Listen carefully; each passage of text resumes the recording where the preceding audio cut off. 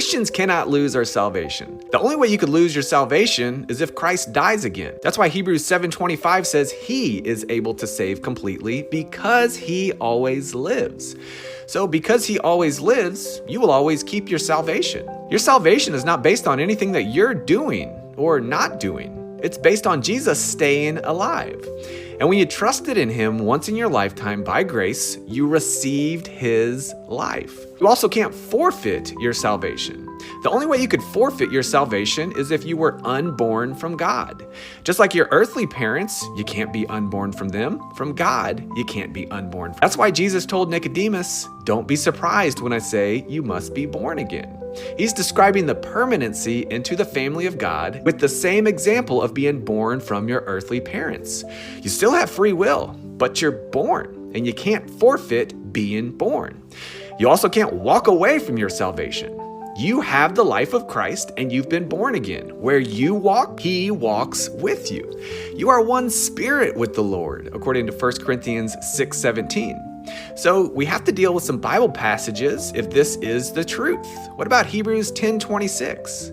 Well, in context, this is describing the Hebrews who heard about Jesus, rejected him, and then continued to go to the temple to receive forgiveness by way of animal blood sacrifices.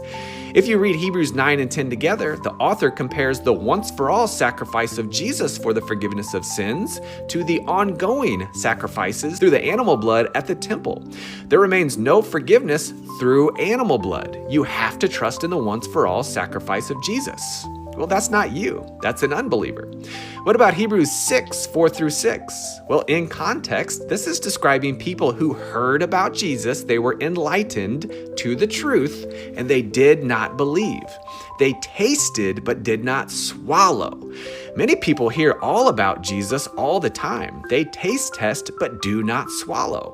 If you continue reading, you will see that there are others who did swallow. They did drink in the rain when they believed.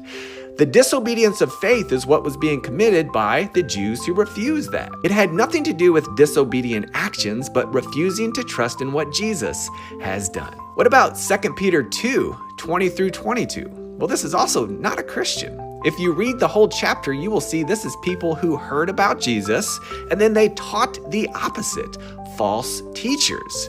If you want to dive deeper into this topic, be sure to check out my YouTube video titled 15 Reasons Christians Can't Lose Our Salvation.